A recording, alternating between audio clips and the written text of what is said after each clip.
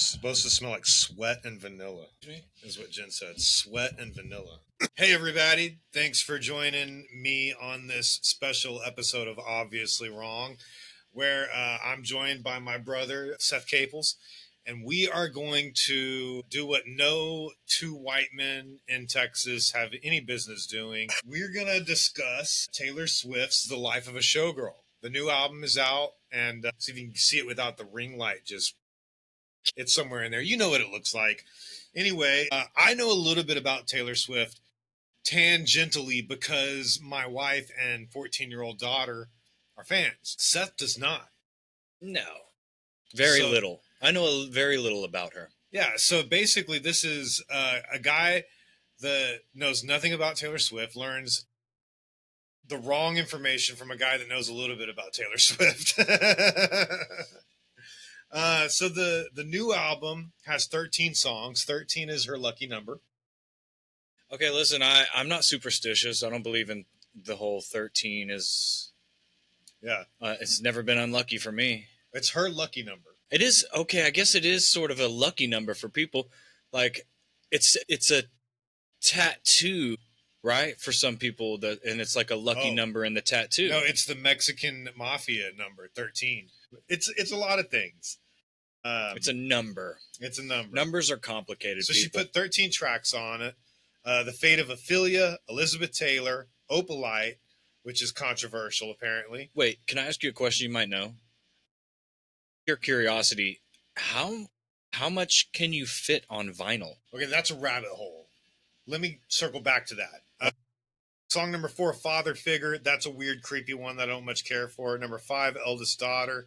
6, Ruin the Friendship. That's a wild one with a story. Number 7, Actually Romantic. That is the diss track with her beef with Charli XCX. Number 8 is Wish List. Number 9 is Wood, the song about Travis Kelce's dick. A pecker, yeah. 10 is Canceled. 11 is Honey. And 12 is The Life of a Showgirl featuring Sabrina Carpenter. Now, I'm going to try to play nice. To answer your question, you can fit about 13 tracks on a vinyl. Okay, that's why I asked that question. So that's why most albums traditionally have had about 10, 12, 13 tracks, because that's what you could fit. That's really, 12 is like the number I think of when I think of how many songs are on a CD I used to jam to. But that's really the only reason that the albums have always had that many tracks. Let's go back to Taylor Swift's last album, Tortured Poets Department. That album had about 40 tracks. Morgan Wallen's doing the same thing, where he's got about 40 tracks on one album. Now, the maths, if you think about how the record industry works today compared to how it used to work. Traditionally, you were kind of hamstrung by how many tracks you could fit on one vinyl or one compact disc or one tape. And then people would do double albums. Double albums were a thing, that cost twice as much, but you got two CDs, you got two vinyls, you know what I mean? Yeah. But now, since CDs aren't as big, vinyls are kind of if people are into them, they're into them, they're going to do it. People are kind of willing to pay that much more, especially knowing that Spotify is ripping them off on streaming anyways. Mm-hmm. See, here's the thing with the record sales. Every time you sell a record, that's counted as a record sale. With streaming, you need 100,000 spins of your songs for that to be considered one album sale. Which is a lot. It's a lot, man. And so you're going to have fans when you're at this level, at the level that Taylor Swift is and the level that Morgan Wallen is, you're going to have these fans that are going to listen to the album on streaming every single day. They're going to listen to the album all the way through at least once. If you've only got 12, 13 songs on the album, then from each of those super fans, you're only getting 12, 13 spins a day. But if you have 40 songs on the album, then you're getting 40 spins per super fan per day. It's the maths, man. You're going to get to that 100,000 spins to equal one album sale much quicker. And so you're going to have the numbers to go platinum and multi-platinum and all this kind of stuff. Yeah, it's a good argument for it. Doesn't Taylor Swift have a feud with Spotify? Isn't that a thing I read about at some point? I don't think so. That's news to me. But Not like a Adele and Garth Brooks don't let their stuff stream, but you can stream all of Swift's stuff. Let's see, Taylor Swift. what did I read? I can't remember anything to back that up with. Spotify feud. I mean, beef, more like it. That's probably more. Taylor Swift initiated a public feud with Spotify in 2014 by removing her catalog from the platform. He concerns that its free tier and low royalties devalued music and didn't compensate artists fairly. She later ended her boycott in 2017, returning her music to Spotify and other services after Apple Music changed its free trial policy. And then in 2017, she brought her music back to Spotify to thank her fans after 1989 reached 10 million sales. Okay, so 2014 question. Wasn't that about the time that people started hating on Spotify? And so she was just like, yeah, that. Yeah, maybe. I don't know. That's man. in the zeitgeist. You know what I'm saying? But going back to the number of album sales and this magic trick that these musicians are playing with the number of tracks that they're putting on their albums, in addition to that, Swift, when she did Torture Poets Department, she had like 4 different album covers, and you'd get one and it might have like a subtly different arrangement of the songs. And so, and then each one was like 4 vinyls to it, so it was like $100 to buy the vinyl album. So if you bought all 4 albums, she was getting you for $400, and it's one album, but different art, different arrangements. One might have an acoustic track or something like that the other ones don't have. And so the super fans were like doubling down, getting every one of them, spending not only $500. Not only do I not have any problem with that, I think that's genius, and I love it. For your fans, I agree. But check this out. She did the same thing with this album. Same thing. She's got like 4 different ones. They smell like sweat and vanilla, apparently. I don't think they do. I think she's just like, what does vinyl smell like? It smells like sweat and vanilla. I'm going to market it like that. Same thing. She's got multiple different artwork, different arrangements. She's got acoustic tracks on some. And so, again, your super fans are going to spend not quite as much because the album's not a whole $100, okay, but it's still a substantial amount of money. I think altogether there's like 9 different variants for this one album. 9 different variants. Let's fact check that. For this latest let's fact check that. Okay. Explain variants real quick. So different artwork or song arrangements. Okay. Like each variant is unique in some way. So if you want to be a super collector and collect them all, you know. But not the audio, the physical copy of the vinyl. No, it's like the song arrangements are different. So some of them might have an acoustic track that the others don't have. Yeah. Bro, that's kind of cray-cray, right? Hey, Taylor, you're winning me over. I kind of like that. That's pretty jazzy. By jazzy, I mean rock and roll. Bro. On eBay, somebody's selling Taylor Swift, The Life of a Showgirl vinyl, 8 variant set for $900.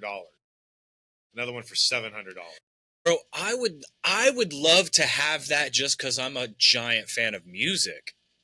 And Taylor Swift is so fucking iconic, man. Okay, now here's what I was going to get at. Beautiful. It's really cool looking. Here's what I was going to get at. All right, so this is today. This was yesterday on USA Today. Taylor Swift's Showgirl adds 9th variant, and fans push back.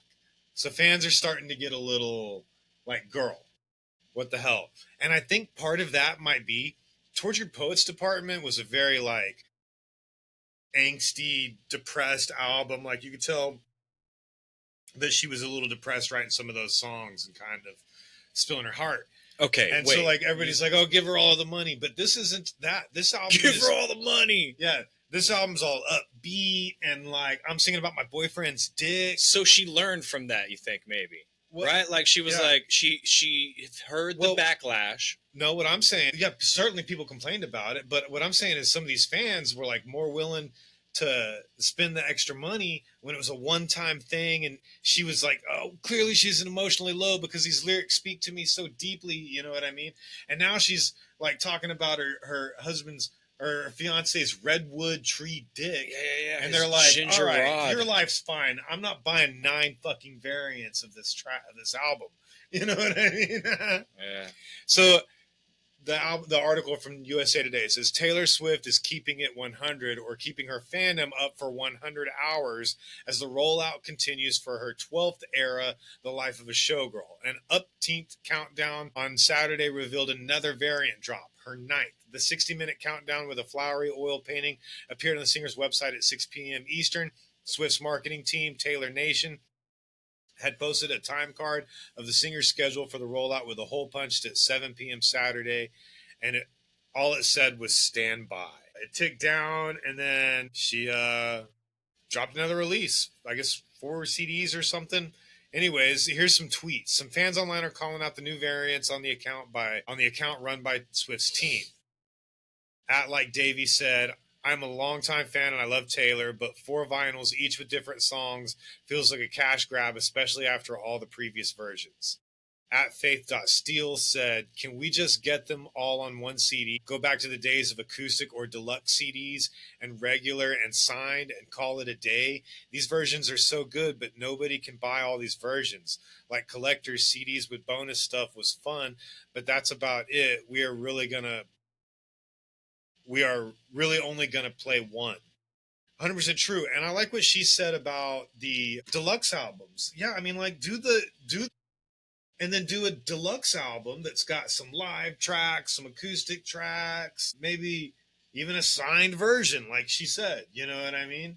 But 9 variants of one album? Come on, man. It's almost like you've gone to a point to where now you're just like, what, exploiting your fans. It feels like that to some of her fans, clearly.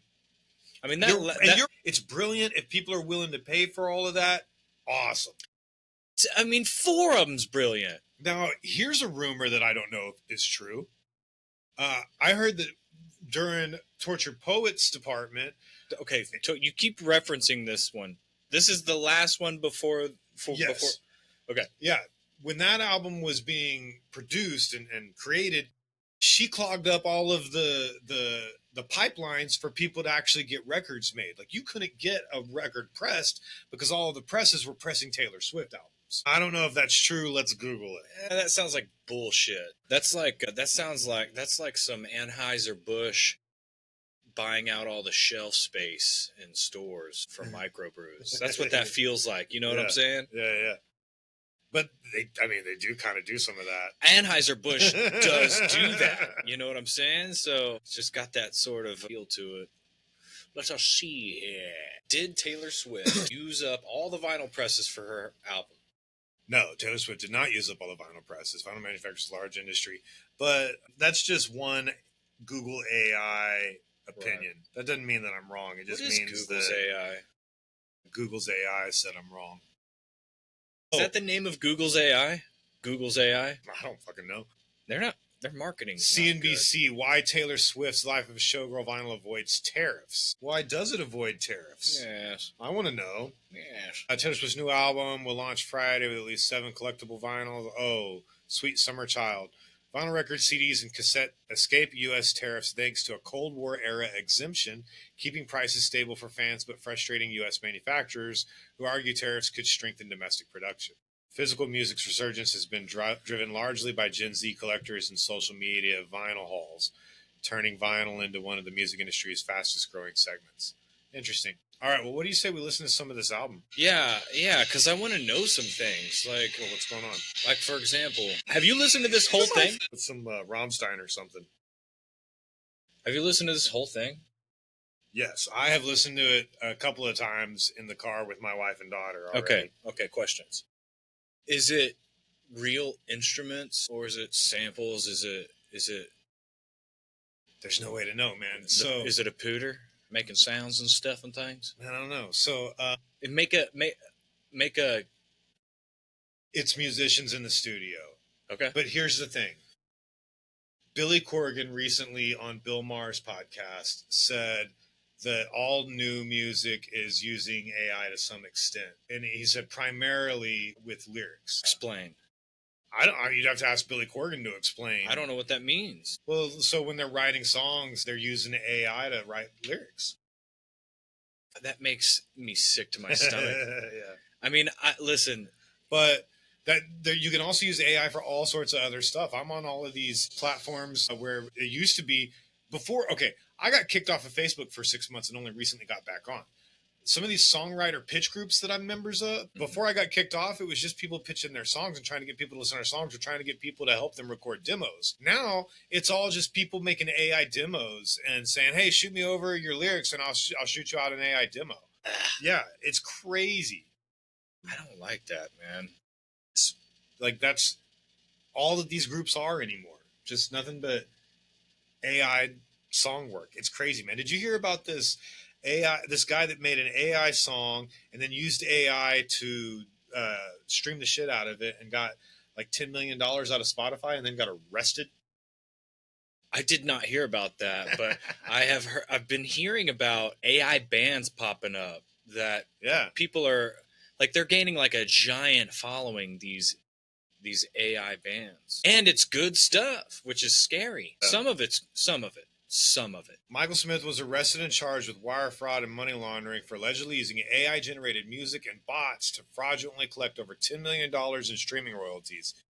This is considered the first criminal case of its kind involving artificial intelligence and music streaming fraud. Michael Smith used a bunch of bots to stream the shit out of it. Okay. Now, we will get pulled off of YouTube for playing this album, so I'll have to like use some creative editing to mess all this up so that y'all aren't listening to this album. No, we'll just perform the songs. Okay, but, 1, 2, 3, ready? The fate of Ophelia. It's okay if we do the songs. Yeah. They'll allow that. They'll let us, even if we make it sound horrible. YouTube allows it. All right, so this is the first one, The Fate of Ophelia.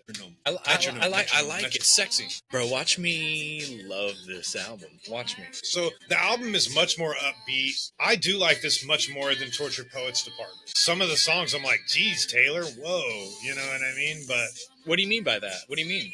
You'll see. It's over the top or what? Yeah, you'll see. I feel like this song's pretty forgettable, though. It's like this song very easily could have been like a Katy Perry song. Okay, it's funny you say that. We were talking a little bit about Max Maxwell. I'm going to pull some information up about Max Martin. Max Martin, the wizard of so many songs. So this is Max Martin. He's an ugly dude. I like him. He's rock and roll handsome. He's like Swedish, I think. Max Martin, the stage name of Carl Martin Sandberg. We know a Carl Martin. Carl Martin! What's up, dude? Is a Swedish songwriter and record producer who has influenced pop music throughout the 21st century. He's known for collaborating with major artists like Britney Spears, Katy Perry, Taylor Swift, and The Weeknd. Martin. So he wrote I Want It That Way. He wrote Beautiful Day. Not to be mistaken with the boy band. I'm pretty sure that's what he's talking about. 2020, though. Oh, that's not right. That's probably just that version of it, though. But Beautiful Day, it's a beautiful day. Right? Hold on. I don't know. I could be wrong about all of these. We're going to have to find out. All right, hold on. Yeah, let's back up. This won't play there. 9. That feels right. If I'm thinking the song that comes to mind when you say I'll find this. I want to be a record producer. Bro, view 20 plus more. Apple Music is letting me down. Bullshit. I'd fill it with questions, but then you'd have to answer me and you couldn't do what you're doing right now. That's where you insert that. Okay. Ed Sheeran, Eyes Closed. You know this one? Ed Sheeran, A Beautiful Game. Lizzo's Special. I know that one.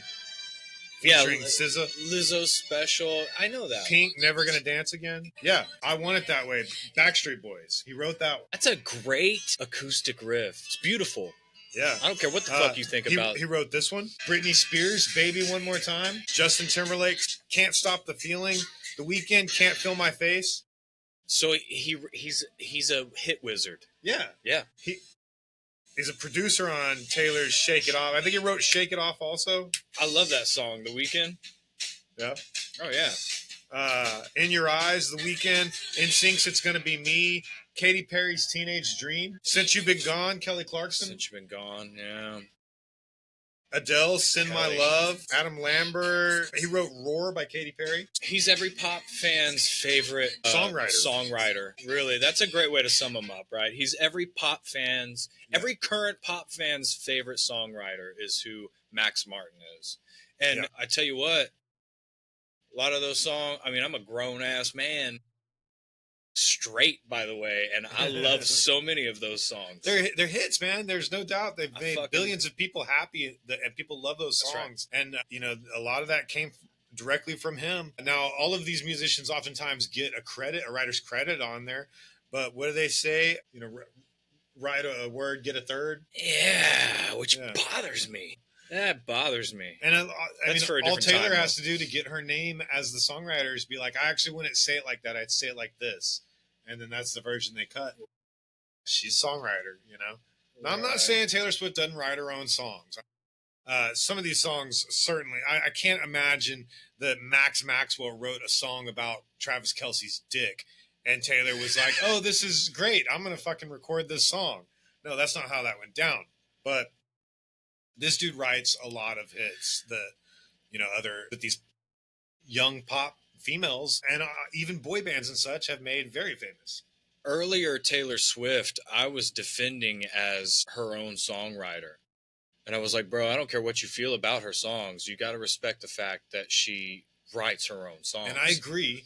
However, with the caveat that you got to understand that a lot of the songs, just because her name is on it, that means she actually attributed that much to it. Did how many people wrote our song? Because it might be my favorite Taylor Swift song. The OG song, right?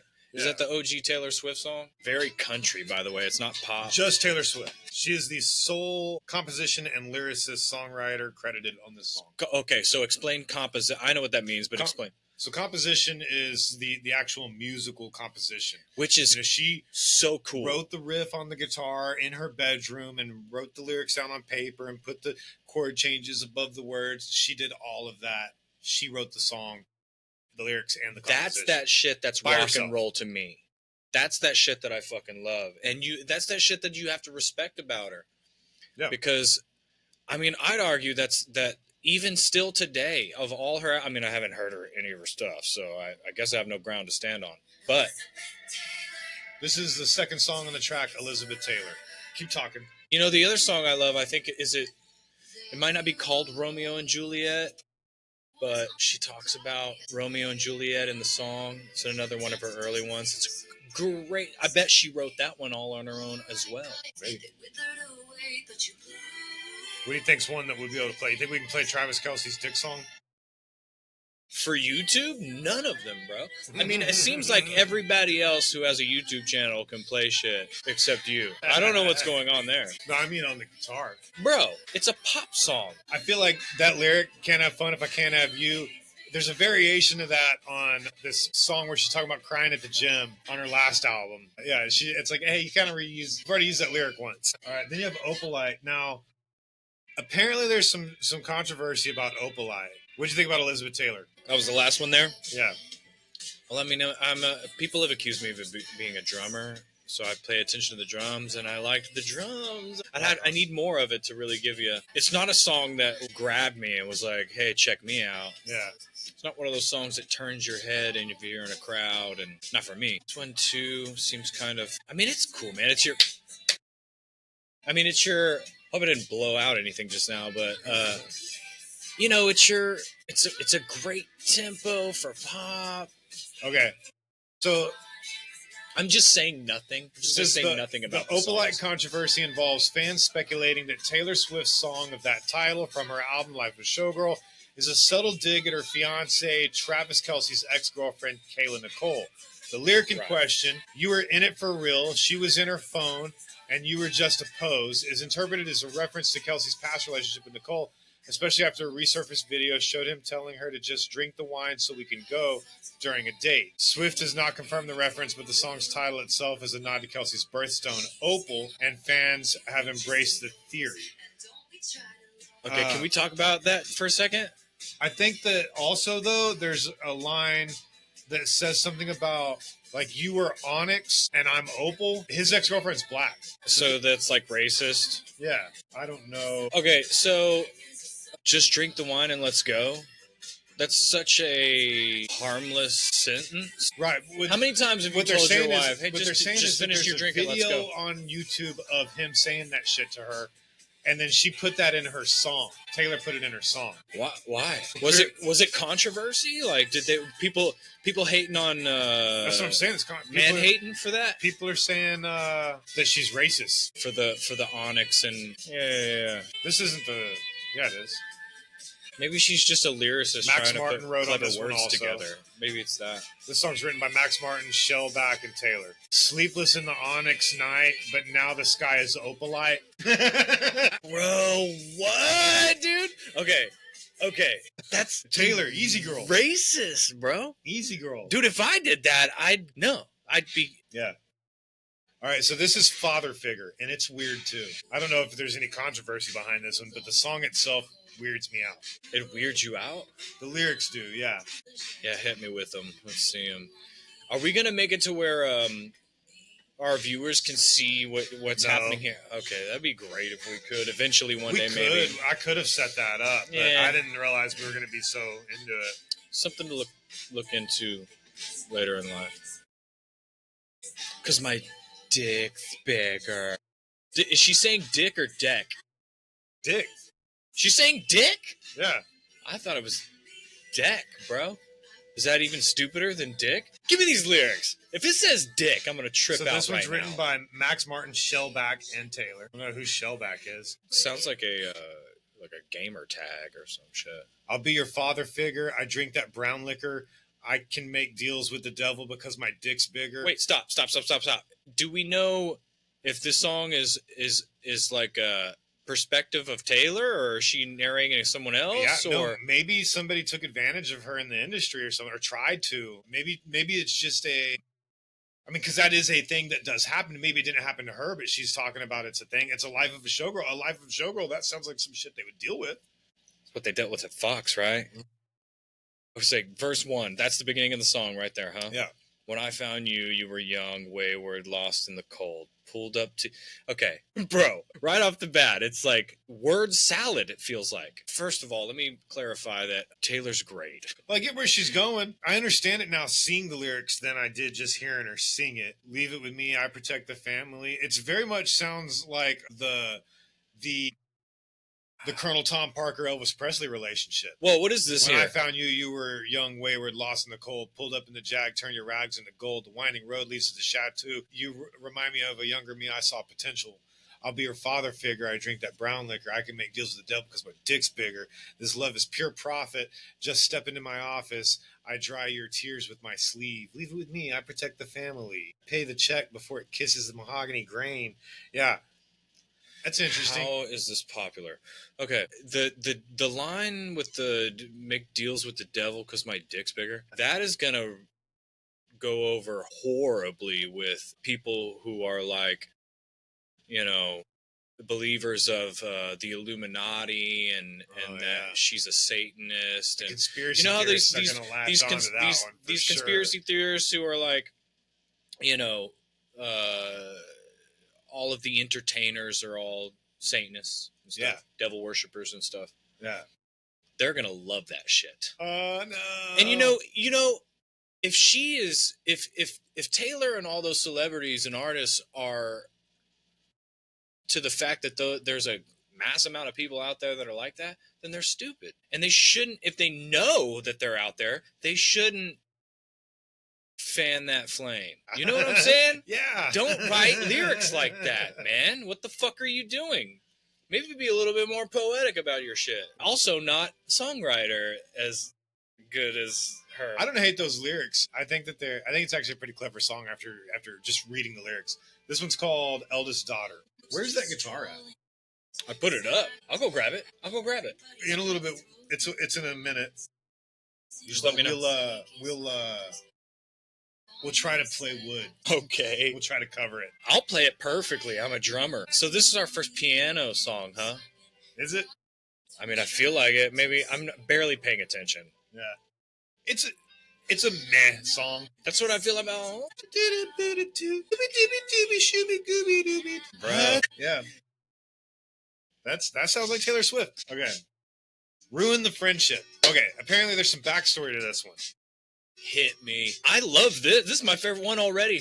Right off the bat, it feels old school, kind of classic Rocky. Yeah. I like that. That's cool. I'm not mad at that. The controversy surrounding Taylor Swift's song Ruin the Friendship is that many fans initially believed it was about a falling out with Blake Lively, but the song is actually a nostalgic and heartbreaking reflection on a high school crush who passed away tragically, according to E! News.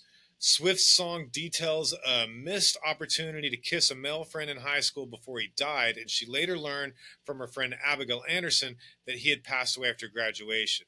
So it sounds like the idea is that like she didn't want to ruin a friendship with a friend by kissing this guy, and now that he's dead, she's like, I should have just ruined that friendship and kissed that guy. She always sings so high that it's great to hear that she can go to those really low. Your girlfriend was away. I should have kissed you anyway. Yeah. Okay, you ready for the diss track? I dig this song. This one might be my favorite so far.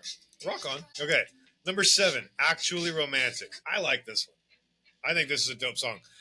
I think there's some controversy about this too. How many songs in are we? What is this song? This is number 7. What does this sound like to you? The melody. So, I have to hear the melody of the guitar and then tell you, and not listen to her. Well, you can't.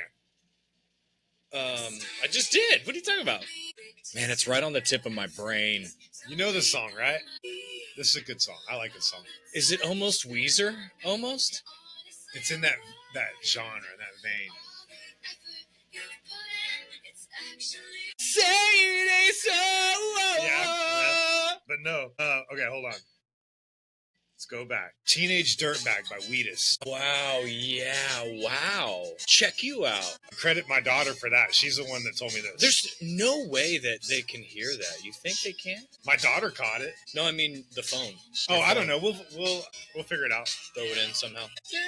Okay, let's go back. My wife loves that song. Just a teenage dirtbag, baby. Now, I think that all all I have to do is like speed this part of the video up by just a little bit, or slow it down by a little bit, and so like maybe like we'll be talking really fast. You know what I mean? I'm just a teenage dirtbag. Right? Okay, you know what I mean? Yeah. But like 1.1 times, you know? Sure. That's enough to... A loophole. Yeah. Okay. Also, I think that I can use Riverside to cut the music all together. And then I can just like maybe throw in something in the background that's actually my music. That'd be cool. That'd be cool as shit. It totally is, though. You're absolutely right. Yeah, I mean, listen, man, nothing's original at this point, right?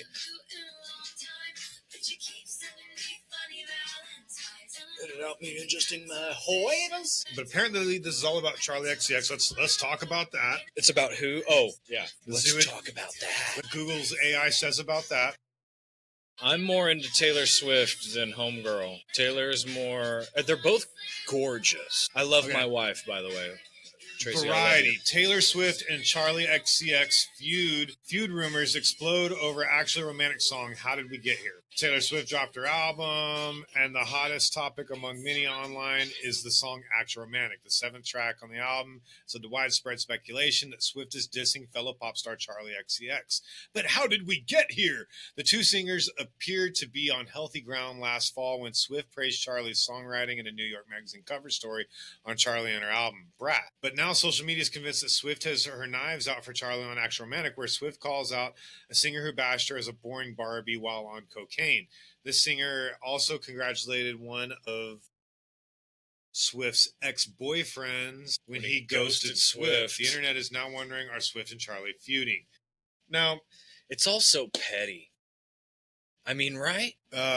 Look, I don't know for sure because I'm not in the industry, but I think that a lot of these beefs and feuds are like by design. Like these guys have agreed to have these feuds and do these diss tracks because it sells albums, man. People buy that shit. People love it. I feel like a great analogy would be like boxing, how like the fighters will like talk shit to each other, or like competition fighters will talk shit to each other. But a lot of those guys have huge respect for each other and they love each other, but they got to sell a fight.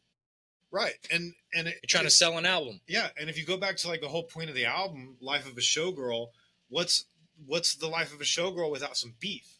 You know what I mean? So you having a diss track on the album to give you that overall arc and narrative of this is the life of a showgirl makes perfect sense, man. Yeah, here's what comes with the limelight. And it's a good song. This is a good song. I mean, they ripped off Wheatus, but it's a good song. Yeah, I mean, I like anything that has a grungy guitar riff in the back, you know? Yeah. Right? Let's see. The composition and lyrics, Taylor Swift, Shellback, and Max Martin. They wrote every single song in this. All right, the next song is called Wish List, and both of the S's are dollar signs. Glad you clarified that. Yeah, they want it all. Got the whole block look like she wants a couple of kids. So many that the entire block looks like you. It sounds like she wants to build a compound, buy up like an entire cul-de-sac, and like have all the houses and just crank out Travis Kelce babies. You know what, man? Like, Start her own football league. I'm not really into this, but I can absolutely see, like, Abby, or even your wife, my wife, me even, if, like, my daughters and my wife put this song on when we wake up and we're cooking breakfast and we're just dancing in the kitchen and having it. I mean, come on, man. That's play that first thing in the morning. No. and have a bad day. You know? I bet I could do it. I bet you could. I could too. This is number 9. It's called Wood, and this one is about... I have to know about Travis Kelce's dick. I mean, bro, Travis, congratulations. Yeah? Good on you. Is it like that? Redwood? Bro. Firm. Hard. Right? Big. Yeah. Come on. Am I the only person? You never heard the myth that, or myth, I don't know. I think it's factual according to the people I've heard it from, but redheaded men have giant rods. That's what I've heard.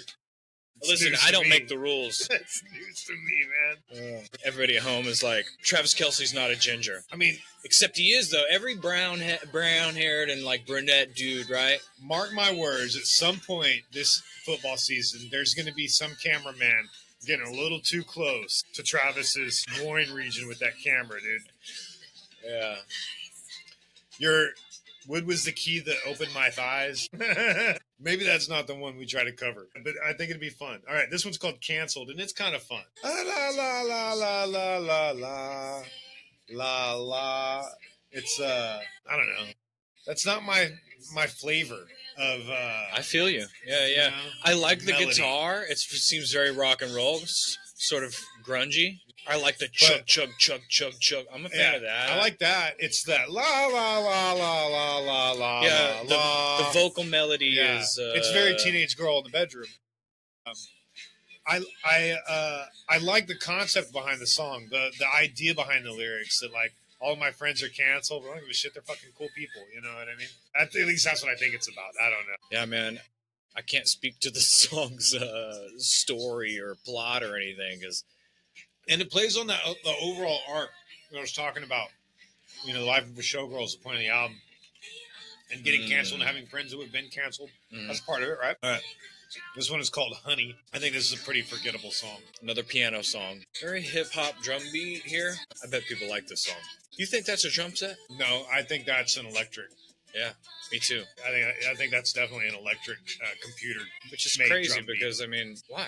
Well, I mean, because you don't have to pay a guy. Okay, so the last song is number 12, The Life of a Showgirl, featuring Sabrina Carpenter. Boom, clap. Boom, clap. Boom, clap. Boom, clap. Boom, clap. Boom, clap. We know that beat. Yeah. We Will Rock You, which is another pop song, but rock pop and great. Yeah. Fantastic. Okay.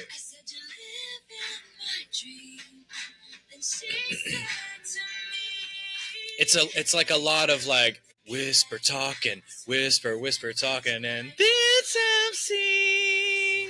You know what I mean? Yeah. Also, I love all Taylor of her songs Swift. have that. It's a girl with an acoustic guitar in her bedroom writing songs, kind of, you know, sound and feel, and yeah, even still, right? And that resonates with her fans, and I get that. That's fine. It doesn't resonate with me. And she doesn't want to resonate with you. Yeah, don't get me wrong. There's songs of hers that are great that I like. You know, what was the one we were just talking about earlier that you love that she wrote? Our Song. Great song. Great man. song. Great song. And that 100% is her with a pen and a pad and acoustic guitar in her bedroom. That's awesome. I mean, she made that her shtick, and that's what she does. And that's okay. It's just not my flavor at 40 years old as a white male in Texas. You know what I mean? Yeah. Yeah. Anyway, that's the album. Thoughts on the life of a showgirl? Not my flavor, but all the respect to Taylor Swift. Because if you can write that Romeo and Juliet song and our song, those two songs are so good to me that yeah, I mean, put out whatever you want. I don't care. It's a happy album where her last album was like at her low, depressed album, and people complain, her fans complained that it was too depressing, and now this one's too happy. You know, you can't make everybody happy. And then there's other people who loved the depressing stuff. And then there's people who love this happy stuff. So I mean, it goes both ways. Her fandom is certainly broad in that sense. But you think she'll be done soon, or you think she's just gonna be like The Simpsons in music? She's just fucking the never-ending. I'm glad you asked, because I think there's some controversy about that too. Because I just heard something about exit signs being in her videos, so that's supposed to be symbolism for her, retiring or whatever the fuck, wanting to just start be with Travis's Redwood and have kids and stuff. I want to be with Travis's Redwood. I bet it's warm. I want to at least see it. I want to look at it. That's. I mean, she's got who? Gay unless it makes me. She's got makes my Redwood. Jake Gyllenhaal and John Mayer to compare with. Yeah. I'm sure it is the biggest. I got pictures of Conor McGregor to compare to. He's a fucking football player. He's 3 or something. Bro, if he's got 1/16 red in his DNA, he's got a rod, bro. That's the science of it. It's science. I'm just telling you what I've heard. Entertainment's Taylor Swift's Life of a Showgirl Weird Easter Eggs Decoded is their grand reveal coming. Does the titular showgirl have more coming before the final curtain call? Some curious clues have EW Swifties' senses tingling. How do you know they're Easter eggs and who decoded them? It's a good question. Apparently somebody who writes for entertainment. But I mean, she's known for putting Easter eggs everywhere. Is she? Yeah. Okay. That's cool. I like Easter eggs in your music. That's rad. Trying to bring back give me no rad. paywalls. For years I was trying to bring back tubular. It didn't work. Here to tell you. Official release, which promises to debut a music video. To see that in the fucking subtitles. How do you spell that? Eagle Eye fans notice a lot of exit signs, like the ones you might find in a theater, popping up in the album's promotional imagery. And interestingly, they seem to be coming in pairs. Earlier this week, when Swift announced a Target exclusive vinyl variant of the album, The Crowd Is Your King Edition, her affiliated social media account, Taylor Nation, posted an uncropped version of one of the variant photos. In it, Swift poses next to a wall of photos of herself. And curiously, in the top corner of one of those snaps, two exit sides can be seen very clearly. In fact, they kind of stick out when compared to the other photos Swift poses next to.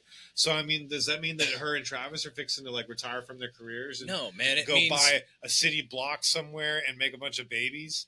No, it means that exit signs are lit up with neon fucking light, and it sticks out a little bit. You know what I'm saying?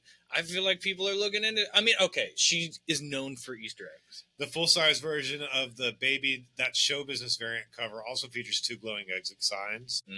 All of this wouldn't have necessarily piqued our curiosity if it weren't for a few things. First, Swift's Instagram post from September 24th features this caption: "A showgirl knows to save some of her best tricks for the grand finale." The emphasis on some is ours, but it's curious wording, as it would suggest that some tricks, but not all, have been played. Taylor Nation, to support the signed CD variants that were announced Friday, has started using similar language as well, with posts mentioning a grand finale and our showgirl's next trick. Next trick. Okay, because if that's her final act... I think that she's saying that this might be her pentultimate album. Pentultimate? It means... Meaning your fifth... The one before the last one. The one before the last one, okay. I don't know why pentultimate means... I don't think there's a T in the middle. I think it's penultimate. It's either pentultimate or penultimate. It's not good enough to be anywhere near the end. Penultimate, next to last. Okay, so then, yeah, that's what those fucking exit signs mean. But there's two. Is it her and Travis? Is Travis gonna retire? Oh, he better. Yeah, I mean, get a fucking concussion. Yeah.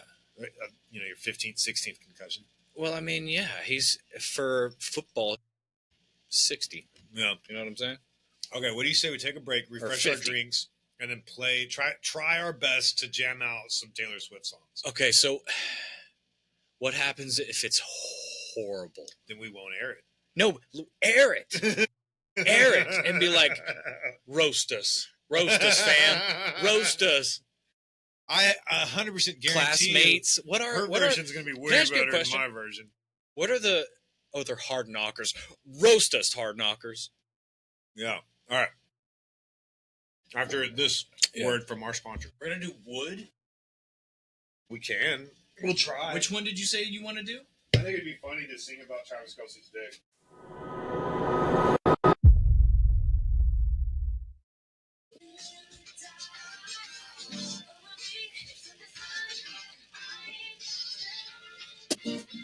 You're gonna have to octave down. There's no way you're gonna sing like that in that key. So you're gonna have to stay in that key. She's singing in that key, you gotta stay there. When she goes up, you stay right in here, you stay right here, and you stay right here and here.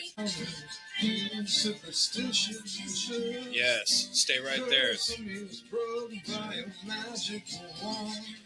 Seems to me that you and me are made of love. Lights, never down, knock on wood. The picture for a star. Yes. And it didn't me any good. I ain't gotta knock on wood. Right when you're right in here, that's acceptable. I like it. Days they're naked, I was distraught. Loves me not, loves me not. Pity's unlucky, I thought I took him back, then stepped him on crack. Just there naked, I was distraught. He loves me not, he loves me not. Like that thing you're doing. Pity's unlucky, I thought him back, and then I stepped on crack. Black cat laughed. Yes, keep that. I'll admit I've been a little, I'll admit I've been a little superstitious. Fingers crossed and you put your hand on mine. It's me that you and me will make our own love. That sign is all good. I ain't got to knock on wood. All that bitching, wishing on the falling star, never did me any good. I ain't got to knock on wood. It's you and me forever dancing in the dark. All over me, it's understood. I ain't got to knock on wood. It's too monotone. There's some kind of change there. Yeah. Am I recording? You should be. I am recording. Good. I'll edit this out. Yeah, you should edit all the edit hilarious absurdity into it from this section. Yeah. Like something that resembles a learning process of what we're doing here to figure out what we land on. Yeah, I know. Our version. Maybe we don't even... Which one did I say was my favorite? What about Actually Romantic? Let's hear it. Bro, it's a mashup. Let's do a mashup. Because I can drum and sing, I'm just a teenage dirtbag, baby, and I'm just a teenage... You know what I mean? But it's actually sweet.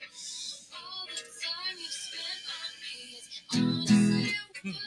It's actually romantic. Really got a hand to you. That can't be the right chord. The second one. C sharp minor. That's it.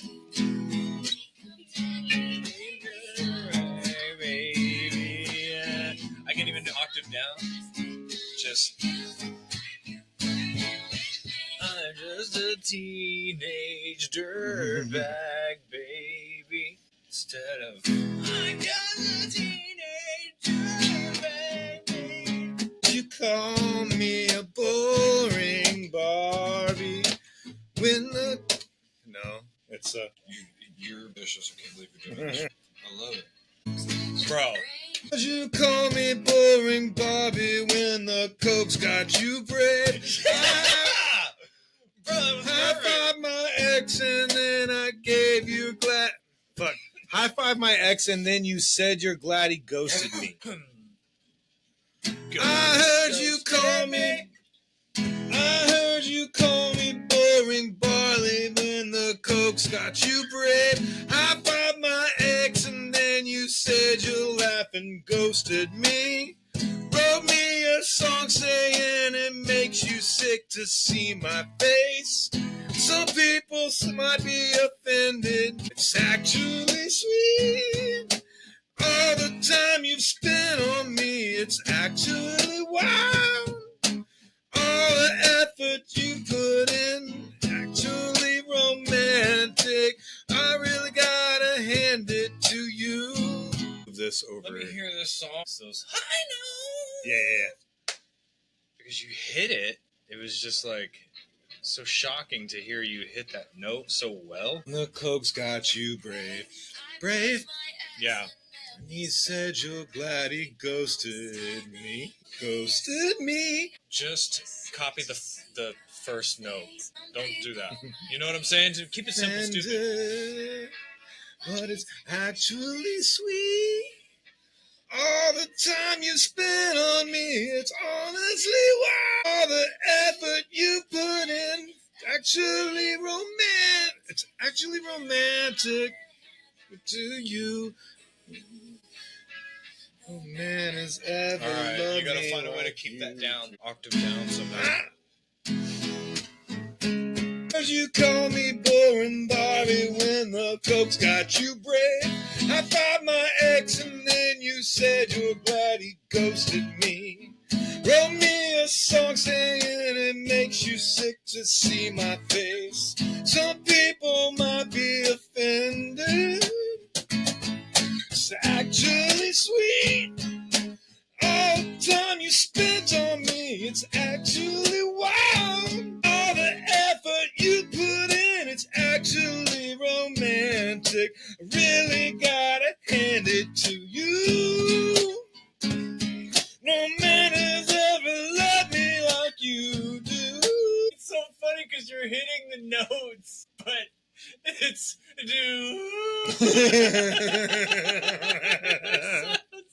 It's like Conway Twitty singing the fucking song, dude. It's great. It's so funny because you keep oscillating from to you know?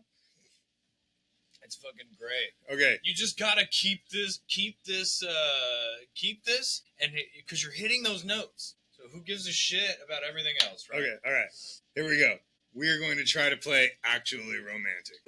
Did you call me boring Bobby when the Coke's got you brave? Fired my ex and then you said you're glad he ghosted me. All right, hold on. We got to slow this down. That's too fast. Who's she talking about in this verse? Charli XCX. Okay, he does coke. She does. That person does coke. Apparently, that's the allegation here. Maybe there's a video somewhere. I don't know. And We'll have to look into this. let me tell you something. Coke makes you feel brave. Yes, it does. I'm glad. I have no experience with that whatsoever. Heard you call me boring Barbie when the Coke's got you brave. I thought my ex and then you said you're glad she ghosted me. Wrote me a song and said it makes you sick to see my face. Some people might be offended. It's actually sweet. All the time you spent on me, it's actually wild. It's actually sweet. All the time you spent on me, it's actually wild. All the effort you put in, it's actually romantic. I really gotta hand it to you. No gal has ever loved me like you do. Okay, I'll have to rock with you. Yeah. Is there a breakdown? A bridge? Hadn't thought of you in a long keep sending me. Hadn't thought of you in a long. Well, Let's hear the verse too. in a long time. Hadn't keep sending me funny Valentines. Okay. Hadn't thought of you in a long time, but you keep sending me funny Valentines. And I know you think it comes off vicious, but it's a and I know that you think it comes off vicious, but it's precious and adorable, like a toy chihuahua barking at me from a tiny purse. That's how much it hurts. How many times you're bad? Okay. Tiny chihuahua barking at me from a tiny purse. You need a comma right there. And then I fucked up all that for you. It's honestly why. Mark, you gotta flex your vocals, bro. But like,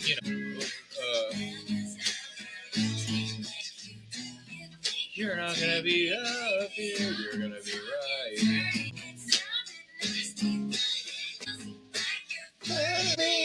I mind my business, God's my witness that I don't provoke it. It's kind of making me wet. Actually sweet. All the time you spend on me, it's actually lovely. All the effort you put in, it's actually romantic. Really gotta hand it to you. It's kind of a Mark. We could do sort of duet this. It's kind of got a call and response sort of thing to the lyrics a little bit. All right, let's try it.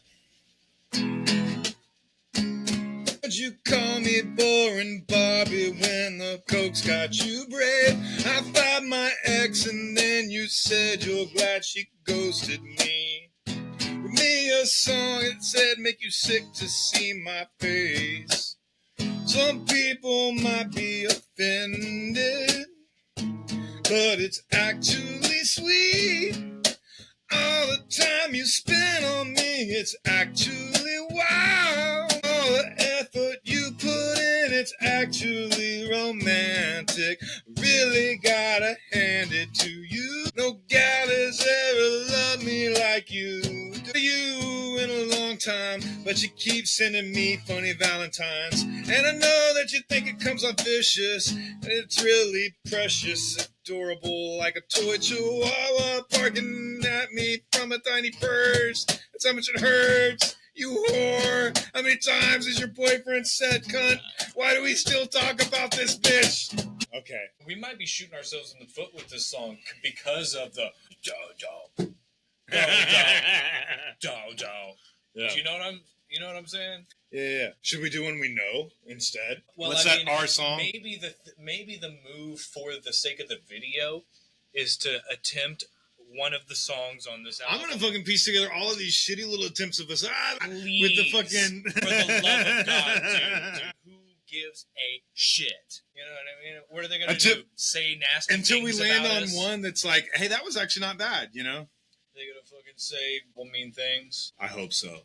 Yeah. Please. Somebody say something to me. read I need human interaction. Yeah. What was I saying though? Maybe the move is to attempt a Taylor song, and hopefully it's shitty and people roast the fuck out of it, and then we'll do one we know that we're good at and it's good and stuff. I was riding shotgun with my hair undone in the front seat of his car. He's got a one-hand feel on the steering wheel, the other on my heart. I look around, turn the radio down, it says something wrong. I said nothing, I was just thinking how we don't have a song. And he said, our song is a slamming screen door, sneaking out late, tapping on your window. When we're on the phone and you ask real slow, cause it's late and your mama don't know. Our song is the way you laugh.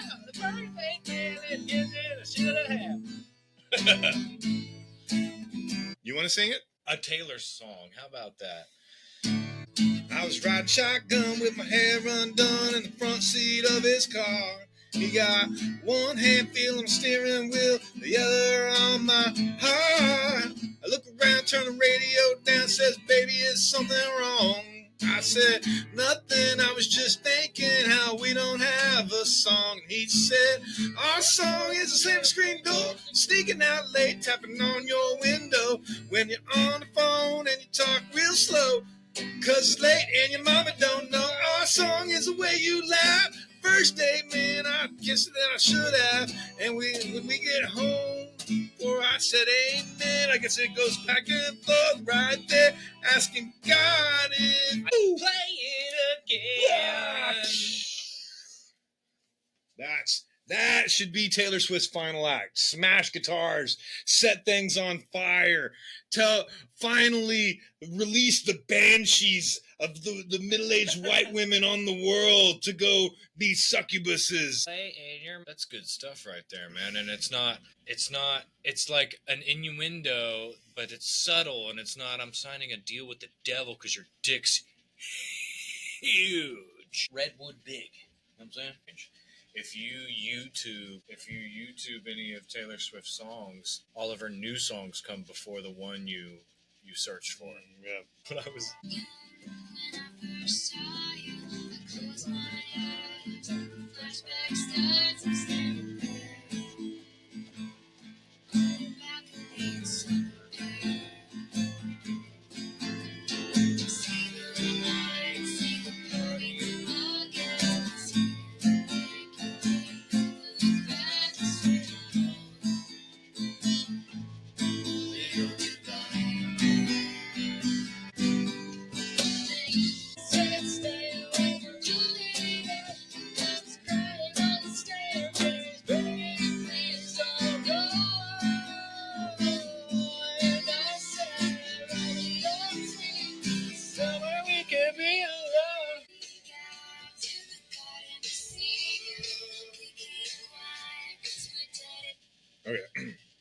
these chords are jiving though. It's weird. We were both young when I first saw you. I closed my eyes and the flashback starts. I'm standing there on a balcony in summer air.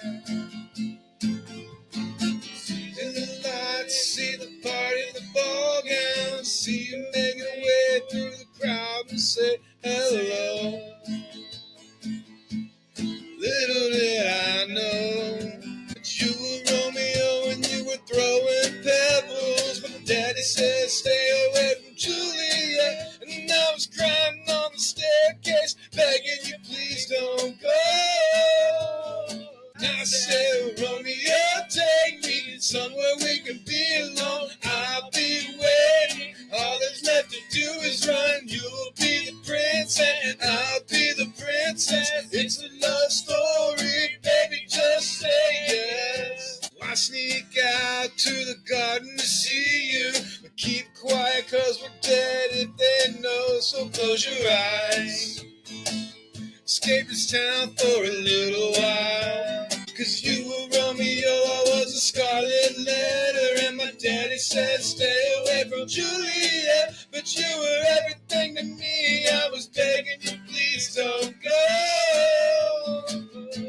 And I said, Romeo, take me somewhere we can be alone. I'll be waiting. All that's left to do is run. You'll be the princess, I'll be the princess. It's a love story, baby, just say yes. Romeo, save me, they'll try to tell you how to feel. This love is difficult, but it's real. Don't be afraid, we'll make it out of this mess. It's a love story, baby.